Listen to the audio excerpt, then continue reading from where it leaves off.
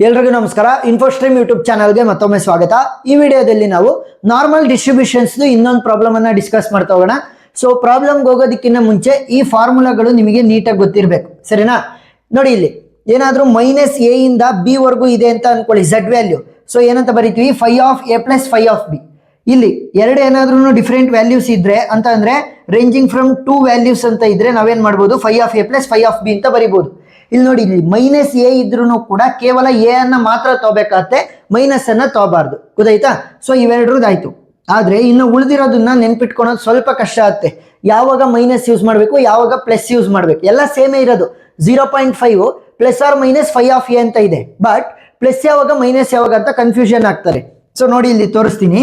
ಏನಾದ್ರೂ ಕೂಡ ನಮಗೆ greater than or equal to ಅಥವಾ ಗ್ರೇಟರ್ ಇದ್ರೆ ನಾವು ಮೈನಸ್ ಅನ್ನ ಯೂಸ್ ಮಾಡಬೇಕು.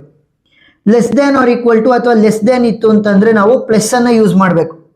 ಅದೇ ಏನಾದ್ರೂ less than or equal to ಅಥವಾ ಲೆಸ್ ದೆನ್ ಇದ್ದು ಮೈನಸ್ ಎ ಅಂತ ಏನಾದ್ರೂ ಇದ್ರೆ ನಾವು ಅವಾಗ ಮೈನಸ್ ಅನ್ನ ಯೂಸ್ ಮಾಡ್ಬೇಕು. ನೋಡಿ, ಇಲ್ಲಿ greater than or equal to ಅಥವಾ ಗ್ರೇಟರ್ ದೆನ್ ಇದ್ರೆ minus. Z greater than or equal to a, z greater than a ಇದ್ದಾಗ ಏನ್ ಯೂಸ್ ಮಾಡಿರೋದು, ಮೈನಸ್ ಅನ್ನ ಯೂಸ್ ಮಾಡಿದೀವಿ. ಇಷ್ಟೇ, ಸಿಂಪಲ್.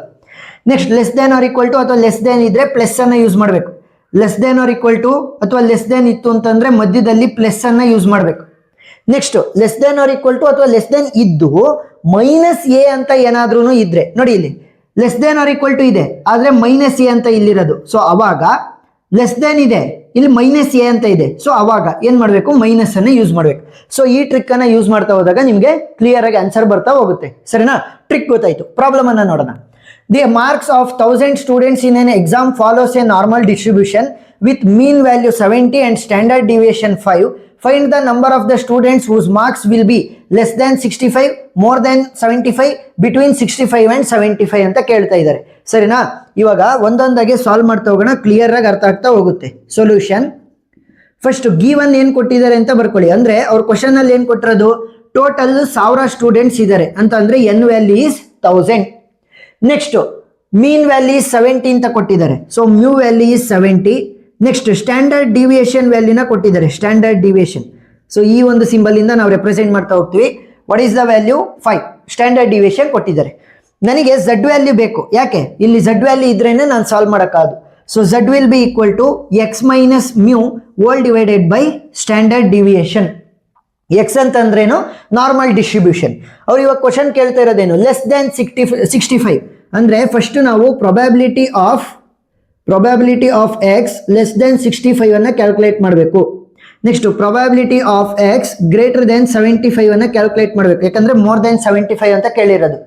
ನೆಕ್ಸ್ಟ್ ಬಿಟ್ವೀನ್ 65 ಅಂಡ್ 75 ಅಂದ್ರೆ ಪಿ ಆಫ್ 65 ಗಿನ್ನ ಒಂದು ಸ್ವಲ್ಪ ಜಾಸ್ತಿ ಮತ್ತೆ 75 ಗಿನ್ನ ಕಡಿಮೆ, ಆ ತರ ಪ್ರೊಬ್ಯಾಬಿಲಿಟಿಯನ್ನ ಕ್ಯಾಲ್ಕುಲೇಟ್ ಮಾಡಬೇಕಾಗುತ್ತೆ. ಈಗ ನಾವಿಲ್ಲಿ ಎಕ್ಸ್ ಜಾಗದಲ್ಲಿ ಯಾವ ಯಾವ ವ್ಯಾಲ್ಯೂಗಳನ್ನ ಸಬ್ಸ್ಟಿಟ್ಯೂಟ್ ಮಾಡಬೇಕು, ಒಂದು ಸಲ 65 ಅನ್ನ ಸಬ್ಸ್ಟಿಟ್ಯೂಟ್ ಮಾಡ್ರಿ, ಇನ್ನೊಂದು ಸಲ 75. ಇಲ್ಲಿ ಅಗೈನ್ 65 ಇಲ್ಲಿದೆ, ಇಲ್ಲಿ 75 ಇದೆ, ಸರಿನಾ? ಇಲ್ಲಿ ಡಿಫ್ರೆಂಟ್ ವ್ಯಾಲ್ಯೂಸ್ ಏನಿರ್ತವೆ ಅವುಗಳನ್ನ ಒಂದೊಂದು ಸಲ ನಾವು ಎಕ್ಸ್ ಜಾಗಕ್ಕೆ ಸಬ್ಸ್ಟಿಟ್ಯೂಟ್ ಮಾಡಬೇಕಾಗುತ್ತೆ. ಮ್ಯೂ ವ್ಯಾಲ್ಯೂ ಆಲ್ರೆಡಿ ಗೊತ್ತಿದೆ, ಸ್ಟ್ಯಾಂಡರ್ಡ್ ಡಿವಿಯೇಷನ್ ವ್ಯಾಲ್ಯೂ ಆಲ್ರೆಡಿ ಗೊತ್ತಿದೆ, ಸಬ್ಸ್ಟಿಟ್ಯೂಟ್ ಮಾಡಿ. So X minus mu value ಏನಪ್ಪಾ ಇರೋದು, ನನಗೆ mu value 70 whole divided by standard deviation value ಏನಿರೋದು 5. ಗೊತ್ತಾಯ್ತಾ? ಈಗ ಏನ್ ಮಾಡಬೇಕು ಅಂತಂದ್ರೆ ಎಕ್ಸ್ ಜಾಗಕ್ಕೆ 65 ಒಂದ್ಸಲಿ ಮತ್ತೆ 75 ಒಂದ್ಸಲಿ ಸಬ್ಸ್ಟಿಟ್ಯೂಟ್ ಮಾಡಿ ನೋಡ್ತಾ ಹೋಗೋಣ. ಸೊ ಇವಾಗ if X value is equal to 65, x value ಏನಾದ್ರೂ 65 ಆದ್ರೆ ಝಡ್ ವ್ಯಾಲ್ಯೂ ಏನಾಗುತ್ತೆ, z will be equal to x ಜಾಗಕ್ಕೆ 65 ಅನ್ನ ರೀಪ್ಲೇಸ್ ಮಾಡಿ, 65 minus 70 whole divided by 5. So Z value ಏನಾಗುತ್ತೆ, 65 ಮೈನಸ್ 70 ಅಂತಂದ್ರೆ 5 ಆಗುತ್ತೆ. ಸೊ 5 ಡಿವೈಡೆಡ್ ಬೈ 5 ವ್ಯಾಲ್ಯೂ ಎಷ್ಟಾಯ್ತು ನಮಗೆ, ಇಲ್ಲಿ ಮೈನಸ್ ಬರುತ್ತೆ, 65 ಮೈನಸ್ 70 ಅಲ್ವಾ. ಸೊ ಮೈನಸ್ 5 ಡಿವೈಡೆಡ್ ಬೈ 5 ಅಂತಂದ್ರೆ ವ್ಯಾಲ್ಯೂ ವಿಲ್ ಬಿ -1. ಸೊ ಏನಾದ್ರೂ ನಾವು ಎಕ್ಸ್ ಜಾಗಕ್ಕೆ 65 ಅನ್ನ ಸಬ್ಸ್ಟಿಟ್ಯೂಟ್ ಮಾಡಿದ್ರೆ ನಮಗೆ ಝಡ್ ವ್ಯಾಲ್ಯೂ -1 ಬರುತ್ತೆ. ಅದೇ ರೀತಿ 75 ಅನ್ನ ಒಂದ್ಸಲಿ ಸಬ್ಸ್ಟಿಟ್ಯೂಟ್ ಮಾಡೋಣ. If X value is equal to 75, value ಏನಾಗುತ್ತೆ, Z is equal to 75 minus 70 whole divided by 5. ಈಗ 75 ಮೈನಸ್ 70 ಅಂತಂದ್ರೆ 5 ಡಿವೈಡೆಡ್ ಬೈ 5 ಆಯ್ತು. ಸೊ 5 ಡಿವೈಡೆಡ್ ಬೈ 5 ಅಂತಂದ್ರೆ ವ್ಯಾಲ್ಯೂ ಎಷ್ಟಾಗುತ್ತೆ, 1. ಏನಾದ್ರೂ ಎಕ್ಸ್ ಜಾಗಕ್ಕೆ 65 ಅನ್ನ ಸಬ್ಸ್ಟಿಟ್ಯೂಟ್ ಮಾಡಿದ್ರೆ -1 ಬರುತ್ತೆ ಝಡ್ ವ್ಯಾಲ್ಯೂ. ಅದೇ ಏನಾದ್ರೂ ಎಕ್ಸ್ ಜಾಗಕ್ಕೆ 75 ಅನ್ನ ಸಬ್ಸ್ಟಿಟ್ಯೂಟ್ ಮಾಡಿದ್ರೆ ನಮಗೆ ಝಡ್ ವ್ಯಾಲ್ಯೂ ಏನು ಬರುತ್ತೆ 1 ಬರ್ತಾ ಹೋಗುತ್ತೆ. ಸೊ ಈಗ ನಾವು ಈ ಕಂಡೀಷನ್ಸ್ ಪ್ರಕಾರ ಆನ್ಸರ್ ಅನ್ನ ಕಂಡುಹಿಡಿತಾ ಹೋಗೋಣ ಒಂದೊಂದಕ್ಕೆ, ಸರಿನಾ? ಈಗ ಮೊದಲನೇದು ಇಲ್ಲಿ ಅಳಿಸಿರ್ತೀನಿ, ನಾನು ಇಲ್ಲಿ ಬರಿಬೇಕಾದ್ರೆ ನೀಟಾಗಿ ಬರಿತಾ ಹೋಗ್ತೀನಿ, ಇಲ್ಲಿ ಜಾಗ ಇಲ್ಲ, ಅದಕ್ಕೋಸ್ಕರ ಈ ಟ್ರಿಕ್ ಅನ್ನ ನೀವು ಬರ್ಕೊಂಡಿದ್ದೀರಾ ಅಂತ ಅನ್ಕೊಂಡಿದ್ದೀನಿ. ನೋಟ್ಸ್ ಅಲ್ಲಿ ನೀಟಾಗಿ ಬರ್ಕೋಬೇಕು ಒಂದು ಸೈಡು, ಯಾಕಂದ್ರೆ ನಾರ್ಮಲ್ ಡಿಸ್ಟ್ರಿಬ್ಯೂಷನ್ ಯಾವುದೇ ಪ್ರಾಬ್ಲಮ್ ಆದ್ರೂ ಕೂಡ ಇವು ವೆರಿ ಇಂಪಾರ್ಟೆಂಟ್ಸ್ಗಳು, ಸರಿನಾ? ಈಗ ಮೊದಲನೇ ಕ್ವಶನ್ ಪ್ರಕಾರ ಅವ್ರು ಏನ್ ಕೇಳ್ತಾ ಇರೋದು, ಲೆಸ್ ದೆನ್ 65 ಅಂತ ಕೇಳ್ತಾ ಇದ್ದಾರೆ. So P of X less than 65 ಅಂತಂದ್ರೆ ವ್ಯಾಲ್ಯೂ ಯಾವ ರೀತಿ ಕ್ಯಾಲ್ಕುಲೇಟ್ ಮಾಡೋದು? ಸಿಂಪಲ್, ಎಕ್ಸ್ ಜಾಗಕ್ಕೆ ಝಡ್ ಅನ್ನ ರೀಪ್ಲೇಸ್ ಮಾಡ್ರಿ. ಏನ್ ಮಾಡ್ತಾ ಇದೀವಿ? ಎಕ್ಸ್ ಜಾಗಕ್ಕೆ ಝಡ್ ವ್ಯಾಲ್ಯೂನ ರೀಪ್ಲೇಸ್ ಮಾಡ್ತೀನಿ, which must be less than 65 ಜಾಗಕ್ಕೆ ನಾವೇನ್ ಮಾಡ್ಬೇಕು? -1 ಅನ್ನ ರೀಪ್ಲೇಸ್ ಮಾಡಬೇಕು, ಸರಿನಾ? ಅಂತ ಅಂದ್ರೆ ಸಿಂಪಲ್, ಎಕ್ಸ್ ಜಾಗಕ್ಕೆ 65 ಅನ್ನ ರೀಪ್ಲೇಸ್ ಮಾಡಿದ್ರೆ ಝಡ್ ವ್ಯಾಲ್ಯೂ -1 ಬರುತ್ತೆ. ನೋಡಿ, ಎಕ್ಸ್ ಜಾಗಕ್ಕೆ 65 ಅನ್ನ ರೀಪ್ಲೇಸ್ ಮಾಡಿದ್ರೆ ಝಡ್ ವ್ಯಾಲ್ಯೂ -1 ಬರುತ್ತೆ. ಅದೇ ತರ ಬರ್ದಿರೋದು, ಎಕ್ಸ್ ಜಾಗಕ್ಕೆ ಝಡ್, 65 ಜಾಗಕ್ಕೆ -1. ಈಗ ಈ ಒಂದು ಫಾರ್ಮೆಟ್ ಅಲ್ಲಿ ಯಾವ ಒಂದು ಫಾರ್ಮುಲಾ ಇದೆ ನೋಡ್ಬೇಕು. Z less then -a format ಅಲ್ಲಿ ಇಲ್ಲಿ 1 ಇರ್ಬೋದು, ಯಾವ್ದಾದ್ರು ವ್ಯಾಲ್ಯೂ ಬರ್ಬೋದು. ಸೊ ಮೈನಸ್ ಇರೋದ್ರಿಂದ -a ಫಾರ್ಮೆಟ್ ಆಯ್ತು. ಈಗ ಇದು ಯಾವ ಫಾರ್ಮೆಟ್ ಅಲ್ಲಿ ಇದೆ? Z less then -a format ಅಲ್ಲಿ ಇದೆ. ಸೊ ಇವಾಗ ಏನನ್ನ ಯೂಸ್ ಮಾಡಬೇಕು? 0.5 -5 ಆಫ್ ಎ. ನಾನು ಟ್ರಿಕ್ ಅನ್ನ ಹೇಳ್ಕೊಟ್ಟಿದ್ದೆ, less than or equal to ಅಥವಾ ಲೆಸ್ ದೆನ್ ಇದ್ದು -a ಏನಾದ್ರೂ ಇದ್ರೆ ಮೈನಸ್ ಅನ್ನ ಯೂಸ್ ಮಾಡಬೇಕು. ಸೊ ವ್ಯಾಲ್ಯೂ ಏನಾಗುತ್ತೆ? 0.5 -5 ಆಫ್ ಎ ಜಾಗದಲ್ಲಿ ಏನಿದೆ 1 ಇದೆ, ಮೈನಸ್ ಅನ್ನ ತಗೋಬಾರದು, ಸರಿನಾ? ಕೇವಲ ನಾವು ಎ ಜಾಗದಲ್ಲಿರುವಂತ ವ್ಯಾಲ್ಯೂನ ಮಾತ್ರ ತಗೋಬೇಕು. So 0.5 -5 of 1. ಸೊ ನಾವು 1 ವ್ಯಾಲ್ಯೂ ಅನ್ನ ನಾವು ಟೇಬಲ್ ಬರುತ್ತೆ, ನಾರ್ಮಲ್ ಡಿಸ್ಟ್ರಿಬ್ಯೂಷನ್ ಟೇಬಲ್. ಸೊ ಅದರಲ್ಲಿ ನಾವು ನೋಡ್ಬೇಕಾಗತ್ತೆ. ಸೊ ನಾರ್ಮಲ್ ಡಿಸ್ಟ್ರಿಬ್ಯೂಷನ್ ಟೇಬಲ್ ನಾನು ಡಿಸ್ಪ್ಲೇ ಮಾಡಿರ್ತೀನಿ, ಅದರಲ್ಲಿ ನಿಮಗೆ ವ್ಯಾಲ್ಯೂ ಕಾಣಿಸ್ತಾ ಇರುತ್ತೆ, 1 ವ್ಯಾಲ್ಯೂ. ಸೊ 1 ವ್ಯಾಲ್ಯೂ ಏನಿದೆ ನಮಗೆ 0.3413 is the value for 5 of 1. So -0.5 ಹಂಗೆ ಉಳ್ಕೊಳುತ್ತೆ. ಸೊ ಕ್ಯಾಲ್ಕುಲೇಟರ್ನ ಯೂಸ್ ಮಾಡ್ತಾ ಹೋಗೋಣ. 0.5 - 0.3413 ವ್ಯಾಲ್ಯೂ ಎಷ್ಟು ಬರುತ್ತೆ? 0.1587 ಬರುತ್ತೆ. ಅವರು ನಮಗೆ ಪ್ರಾಬಬಿಲಿಟಿ ಕೇಳಿಲ್ಲ, ಎಷ್ಟು ಸ್ಟೂಡೆಂಟ್ಗಳು 65ಕ್ಕಿಂತ ಕಡಿಮೆ ಮಾರ್ಕ್ಸ್ ಅನ್ನ ತೆಗೆದಿದ್ದಾರೆ ಅಂತ. ಸೊ ಏನ್ ಮಾಡಬೇಕು? 1000 ಸ್ಟೂಡೆಂಟ್ಸ್ ಅಲ್ವಾ ನನ್ನ ಹತ್ರ ಇರೋದು. ಸೊ ಮಲ್ಟಿಪ್ಲೈ ಮಾಡಿ, 1000 ಸ್ಟೂಡೆಂಟ್ಸ್ ಇಂಟು 0.1587. ಸೊ ವ್ಯಾಲ್ಯೂ ಏನು ಬರುತ್ತೆ ನಮಗೆ? 0.1587 into 1000. Value will be 158.7, which is almost equal to 159 students, ಸರಿನಾ? ಇಲ್ಲಿ ಪಾಯಿಂಟ್ ಆದ್ಮೇಲೆ 5 ಗಿನ್ನ ಜಾಸ್ತಿ ಇದೆ.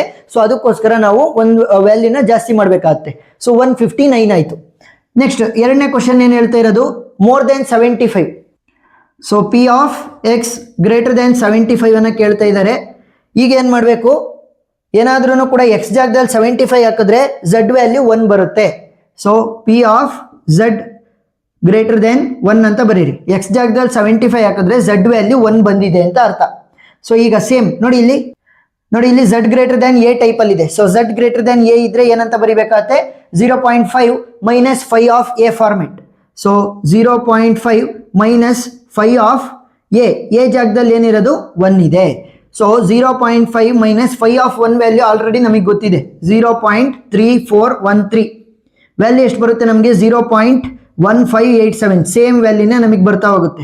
ಈಗ ನಾನಿವಾಗ ಎಷ್ಟು ಸ್ಟೂಡೆಂಟ್ಗಳು 75 ಮಾರ್ಕ್ಸ್ಗಿನ್ನ ಜಾಸ್ತಿ ತೆಗೆದಿದ್ದಾರೆ ಅಂತ ಯಾವ ರೀತಿ ಕ್ಯಾಲ್ಕುಲೇಟ್ ಮಾಡ್ತೀನಿ? 1000 into probability, that is 0.1587. Value ಎಷ್ಟು ಬರುತ್ತೆ? 159 ಸ್ಟೂಡೆಂಟ್ಸ್. ಇಲ್ಲೇನು ಬಂದಿತ್ತು ಅದೇ ವ್ಯಾಲ್ಯೂ ಇಲ್ಲಿ ಬರ್ತಾ ಹೋಗುತ್ತೆ. ನೆಕ್ಸ್ಟ್ ಮೂರನೇ ಕ್ವಶನ್ಗೆ ಹೋಗೋಣ. ಮೂರನೇ ಕ್ವಶನ್ ಏನು ಹೇಳ್ತಾ ಇರೋದು? Probability of the students who are taking the marks greater than 65 but less than 75. ಅಂದ್ರೆ 65ರಿಂದ 75 ಒಳಗಡೆ ತೆಗೆದಿರುವಂತಹ ಸ್ಟೂಡೆಂಟ್ಸ್ಗಳು ಎಷ್ಟು ಅಂತ. ಸೊ ಇದು ಯಾವ ಫಾರ್ಮೆಟ್ ಅಲ್ಲಿ ಇದೆ ನೋಡಿ, 65 ಇಂದ 75 ವರ್ಗು ಕೂಡ. ಸೊ ಫಸ್ಟ್ ವ್ಯಾಲ್ಯೂಗಳನ್ನ ಬರ್ಕೋಬೇಕಾಗತ್ತೆ ನಾವು, Z value. So Z value ಏನತ್ತೆ? P of Z less than ಹಾಕೋಬೇಕು. 65 ಏನಾದ್ರೂ ಹಾಕಿದ್ರೆ ಎಕ್ಸ್ ಜಾಗಕ್ಕೆ ಝಡ್ ವ್ಯಾಲ್ಯೂ ಇಸ್ -1. ಏನಾದ್ರೂ ಎಕ್ಸ್ ಜಾಗಕ್ಕೆ 75 ಅನ್ನ ಹಾಕಿದ್ರೆ ನಮಗೆ ವ್ಯಾಲ್ಯೂ 1 ಅಂತ ಬರುತ್ತೆ. ಸೊ ಈಗ ವ್ಯಾಲ್ಯೂ ಏನಾಗುತ್ತೆ ನಮಗೆ? -1 ಇಂದ 1 ವರ್ಗು ಕೂಡ. ಸೊ -1 ಇಂದ 1 ನಾನು ಹೇಳಿದ್ದೀನಿ, ಎರಡು ಏನಾದ್ರೂ ಇದ್ರೆ values 5 of A plus 5 of B ಅನ್ನ ಮಾಡ್ರಿ ಅಂತ. ಸೊ 5 ಆಫ್ ಎ ಜಾಗದಲ್ಲಿ ಏನಿದೆ 1 ಇದೆ, ಪ್ಲಸ್ 5 ಆಫ್ ಬಿ ಜಾಗದಲ್ಲಿ ಏನಿದೆ 1 ಇದೆ, ಸರಿನಾ? ಇಲ್ಲಿ ಮೈನಸ್ ಅನ್ನ ಕನ್ಸಿಡರ್ ಮಾಡಬಾರ್ದು. ಸೊ ಏನಾಯ್ತು? 5 of 1 value 0.3413 plus 5 of 1 value 0.3413. So value ಎಷ್ಟಾಗುತ್ತೆ? ಕ್ಯಾಲ್ಕುಲೇಟ್ ಮಾಡಿ. 0.3417. 0.3413 ಪ್ಲಸ್ 0.3413 ವ್ಯಾಲ್ಯೂ ಎಷ್ಟು ಬರುತ್ತೆ ನಮಗೆ 0.6826 ಬರುತ್ತೆ. ನನಗೆ ಬೇಕಾಗಿರೋದು ಟೋಟಲ್ ನಂಬರ್ ಆಫ್ ಸ್ಟೂಡೆಂಟ್ಸ್ ಎಷ್ಟು ಅಂತ. So 1000 students into 0.6826. So value ಎಷ್ಟು ಬರುತ್ತೆ ನಮಗೆ 0.6826 into 1000 students. So value will be 682.6 students ಅಂತಂದ್ರೆ which is almost equal to 683 ಸ್ಟೂಡೆಂಟ್ಗಳು ನನಗೆ 65ರಿಂದ 75 ಮಾರ್ಕ್ಸ್ ಒಳಗಡೆ ಮಾರ್ಕ್ಸ್ ಅನ್ನ ತೆಗೆದಿದ್ದಾರೆ ಅಂತ ಅರ್ಥ. ಸರಿನಾ? ಸೊ ಇದನ್ನ ಸ್ಕ್ರೀನ್ ಶಾಟ್ ತಕೊಂಡ್ರಿ ನಾನು ಸೈಡ್ಗೆ ಹೋಗ್ತೀನಿ. ಈ ಟ್ರಿಕ್ಗಳು ವೆರಿ ಇಂಪಾರ್ಟೆಂಟ್ ಆಗಿರುತ್ತೆ. ಮತ್ತೆ ಡಿಸ್ಟ್ರಿಬ್ಯೂಷನ್ ಟೇಬಲ್ ಅನ್ನ ಒಂದ್ 2-3 ಪ್ರಾಬ್ಲಮ್ ಅನ್ನ ಸಾಲ್ವ್ ಮಾಡ್ಬೇಕಾದ್ರೆ ನೋಡ್ತಾ ಹೋದ್ರೆ ನಿಮಗೆ ಈಸಿ ಆಗ್ತಾ ಹೋಗುತ್ತೆ. ಒಂದೊಂದ್ಸಲಿ ಅವರೇ ಕೊಡ್ತಾರೆ, ಕೊಟ್ಟಿಲ್ಲ ಅಂತಂದ್ರೆ ಆ ಶೀಟ್ ಅನ್ನ ಕೊಡ್ತಾರೆ, ಅವಾಗ ನೀವು ನೋಡ್ಕೋಬಹುದು ಈಸಿಯಾಗಿ. ವಿಡಿಯೋ ಇಷ್ಟ ಆಗಿದ್ರೆ ಸಬ್ಸ್ಕ್ರೈಬ್ ಆಗೋದನ್ನ ಮರಿಬೇಡಿ. Thank you for watching.